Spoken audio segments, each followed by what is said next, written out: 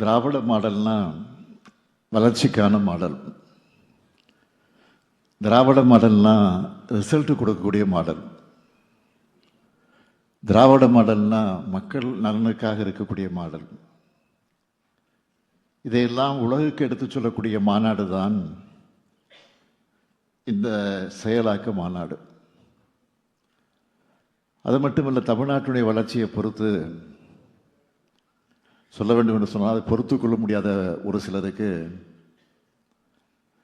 எங்களுடைய செயலின் மூலம் பதில் சொல்லும் மாநாடு தான் இந்த செயலாக்க மாநாடு. தொழில்துறை அமைச்சர் அவர்கள் இங்கு சொன்ன ஒவ்வொரு டேட்டாவையும் எங்களை விமர்சனம் செஞ்சவங்களுக்கான பதில் அதுதான். இங்கே அவர் சொன்ன ஒவ்வொரு நம்பரும் எங்கள் டீமோட 5 வருஷ கடுமையான உழைப்புக்கான நம்பர். தொழில்துறையில் நாங்கள் பண்ணியிருக்கக்கூடிய ரெக்கார்டை அடித்து சொல்கிறேன், அடுத்து நாங்கள் வந்து தான் பீட் பண்ண போகிறோம். இது உறுதி. இன்னைக்கு இந்த மாநாட்டில் மட்டும் 52 கம்பெனிகளுடைய திறப்பு விழா, 71 கம்பெனிகளுக்கு அடிக்கல் நாட்டு விழா, 2 புதிய கம்பெனிகளோட புரிந்துணர்வு ஒப்பந்தம் என சாதனை சொல்கிற மாநாடாக இது நடக்குது. கடந்த 2021 முதல் நாங்கள் செஞ்ச பணிகளை எல்லாம் மேடை போட்டு சொல்லியிருக்கிறோம். இங்கே வந்திருக்கக்கூடிய ஊடக நண்பர்கள் அனைவரையும் நான் கேட்டுக்கொள்ள அன்போடு விரும்புவது, இதையெல்லாம் முழுமையாக மக்கள்கிட்ட போய் நீங்கள் கொண்டு போய் சேர்க்கணும். ஏனென்றால் இந்தியாவிலேயே இது மாதிரி ஒரு மாநாடு எங்கும் நடந்ததில்லை. பொதுவாக எல்லா மாநிலங்கள்லேயும் எல்லா அரசுகளும் முதலீட்டாளர் மாநாடை நடத்தி எங்கள் மாநிலத்தில் இவ்வளோ வாய்ப்புகள் இருக்குன்னு அழைப்பு விடுப்பாங்க. ஆனால் முதல் முறையாக எங்கள் மாநிலத்துடைய நீங்கள் அமைக்கக்கூடிய பார்ட்னர்ஷிப் என்பது அதையும் கடந்த ரிலேஷன்ஷிப்பாக ஃப்ரெண்ட்ஷிப்பாக ஒரு மாதிரி இப்படி மக்களுக்கு நலன் கொடுக்கறதுக்குன்னு எடுத்துக்காட்டுற மாதிரி இந்த மாநாடு, இந்த செயலாக்க மாநாடு இங்கே நடந்துக்கிட்டு இருக்கு. ஒரு தொழில் நிறுவனமோ தொழிற்சாலையோ தங்களுக்கான மாநிலத்தை எப்படி தேர்ந்தெடுப்பாங்கன்னா, அந்த மாநிலம் தங்களுக்கான வாய்ப்புகளை பெரிய அளவில் உருவாக்கி தருமா, சொன்ன நேரத்தில் தங்களால் ப்ரொடக்ஷனை ஸ்டார்ட் பண்ண முடியுமான்னு பார்த்து தான் ஒரு மாநிலத்துக்கு வருவாங்க. அப்படி தொழில் நிறுவனங்கள், தொழிற்சாலைகள், தொழில் முனைவோர், தொழிலாளர்கள்னு எல்லோருக்கும் நம்பிக்கை அளிக்கக்கூடிய மாநிலமாக நம்ம தமிழ்நாடு இருக்கு. எதனால் இந்த வெற்றி சாத்தியமாகுதுன்னு கேட்டிங்கன்னா, எங்களை பொறுத்த வரைக்கும் முதலீட்டாளர் மாநாடு நடத்திட்டோம், புரிந்துணர்வு ஒப்பந்தம் போட்டுட்டோம். நியூஸில் தலைப்புச் செய்தியாக வந்துருச்சுன்னு திருப்தி அடைஞ்சிட மாட்டோம். போட்ட ஒப்பந்தம் நிறுவனமாக திறப்பு விழா கண்டு நம்முடைய இளைஞர்கள் கைக்கு ஆஃபர் லெட்டர் வந்து சேர்ற வரைக்கும் பார்த்து எல்லாத்தையும் நாங்கள் உறுதி செய்கிறோம். இங்கே சமூக நிதியும் நிலை பெறணும், தொழில் வளர்ச்சியும் உறுதி செய்யப்படணும். அப்போதுதான் எல்லாருக்கும் எல்லாம் அனைத்து மாவட்ட வளர்ச்சி என்ற இலக்கை அடைய முடியும் என்பதில் நாங்கள் மிக கவனமாக செயல்பட்டு கொண்டிருக்கிறோம். இதை நான் பெருமையோடு சொல்கிறேன். தமிழ்நாடு தான் முதலீட்டாளர்களுடைய முதல் முகவரின்னு எல்லா புள்ளி விவரங்களும் சொல்ல ஆரம்பிச்சிருச்சு. இன்றைக்கி தமிழ்நாட்டோட பொருளாதார வளர்ச்சி நாட்டோட சராசரி விட அதிகமாக, தமிழ்நாட்டுடைய வளர்ச்சி 11.19%. இன்னும் குறிப்பாக சொல்லணும்னா, கடந்த ஆண்டு இந்தியாவுடைய உற்பத்தித்துறை வளர்ச்சி 4.5 4.5%. அதே சமயம் தமிழ்நாட்டுடைய வளர்ச்சி அதை விட 3 மடங்கு அதிகமாக 14.7% வளர்ச்சி அடைஞ்சிருக்கு. இந்தியாவோட எலக்ட்ரானிக்ஸ் ஏற்றுமதியில் தமிழ்நாட்டுடைய ஷேர் மட்டும் 41 விழுக்காடு. இதை மேலும் அதிகரிக்கக்கூடிய வகையில் இன்னும் பல செயல் திட்டங்களை செயல்படுத்தி கொண்டிருக்கிறோம். மின்னணு உதிரி பாகங்கள் உற்பத்தி திட்டத்தில் ஒன்றிய அரசு தர அனுமதிகளில் கிட்டத்தட்ட 60% தமிழ்நாட்டினுடைய முதலீட்டுகளானது. எங்களுடைய ஒர்க்கிங் ஸ்டைல் எப்படின்னு கேட்டிங்கன்னா, ஒரு திட்டத்தை செயல்படுத்துகிறோம்னா அதுக்கான ஒரு புரிந்துணர்வு ஒப்பந்தம் கையெழுத்தாகும் போதே அதுக்காக ஒரு டேஷ்போர்டு உருவாக்கிடுவோம். அதை நானே மானிட்டர் பண்ணுறேன். அதில் என்னவெல்லாம் இருக்குன்னு தெரியுமா?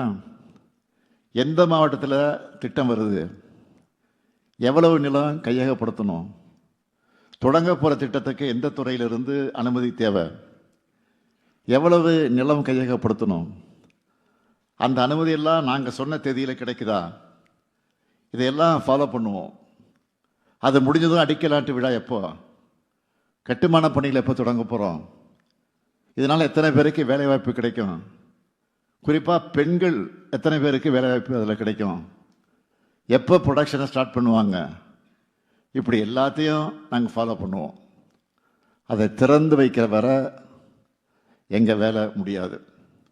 எல்லாம் முடிஞ்சால் தான் டேஷ்போர்டில் அதை நாங்கள் க்ளோஸ் பண்ணுவோம். ஒவ்வொரு முறையும் தொழில்துறை அமைச்சரை நான் பார்க்கும்போது போட்ட எம்ஓஎல்லாம் எத்தனை செயல்பாட்டுக்கு வந்துச்சு, டேஷ்போர்டை பற்றி தான் நான் அதை எடுத்து அதிகமாக கேட்பேன். இதில் எதுன்னா, சின்ன டீலே ஆனாலும் சம்பந்தப்பட்ட துறைகளோட அதிகாரிகளை தலைமைச் செயலாளர் தலைமையில் மீட்டிங் வைக்க சொல்லி அங்கேயே ஆன் டேபிள் கிளியர் பண்ண சொல்லுவேன். இப்படி சிஸ்டமேட்டிக்காக செயல்படுறதுனால ரிசல்ட்டு தான். கோத்தாரி, கோத்ரேஜ், வின்ஃபாஸ்ட், டாடா, ஜேஎல்ஆர் போன்ற டாப் நிறுவனங்களுடைய உற்பத்தி ஆலையை குறித்த காலத்தில் திறந்து வச்சது. இன்னும் குறிப்பாக சொல்லணும்னா, பெரம்பலூரில் இருக்கக்கூடிய ஃபினிக்ஸ் கோத்தாரி காலனி திட்டம் அடிக்கல் நாட்டினதும் திறக்கப்பட்டதுக்கான இடைவெளி என்னன்னு கேட்டிங்கன்னா, சரியாக 12 மாதம் தான், ஒரே வருஷம்தான். வின்ஃபாஸ்ட் கூட ஜனவரி 2024 புரிந்துணர்வு ஒப்பந்தம் போட்டோம். அடுத்த மாதம் அடிக்கல் நாட்டி ஆகஸ்ட் 2025 அந்த திட்டத்தை தொடங்கி வச்சிட்டோம். அதே போல் கடந்த திங்கட்கிழமை திறந்து வச்சு, அதையெல்லாம் நீங்கள் டிவியில் பத்திரிகையில் பார்த்துருப்பீங்க. புகழ்பெற்ற டாடா ஜேஎல்ஆர் நிறுவனத்தோட பணிகளை செப்டம்பர் 2024 தான் தொடங்கணும். இந்த வாரம் ஃபஸ்ட்டு காரை வெளியிட்டாச்சு. இதெல்லாம் பார்க்குறவங்க எப்படி தமிழ்நாட்டில் இதெல்லாம் சாதிக்க முடியுதுன்னு நினைப்பாங்க. எங்களை பொறுத்த வரைக்கும் எல்லாத்துக்கும் சிங்கிள் விண்டோ, ஃபாஸ்ட் கிளியரன்ஸ், இதுதான் காரணம். ஒரு நிறுவனம் தொழில் தொடங்க தேவையான எல்லாமே தமிழ்நாட்டில் இருக்குது. நிறைய விமான நிலையங்கள், நீண்ட கடற்கரை, துறைமுகங்கள், சிறப்பான சாலைகள், சீரான மின்சாரம், நீர் விநியோகம், நான் முதல் போன்ற திட்டங்களால் திறன் பெற்றிருக்கக்கூடிய பயிற்சி பெற்றிருக்கக்கூடிய இளைஞர்கள், இயற்கை வளமும் தரமான மனித வளமும் இங்கே இருக்குது. புதுப்பிக்கத்தக்க ஆற்றலில் தமிழ்நாடு தான் இன்றைக்கு முன்னோடியாக இருக்குது.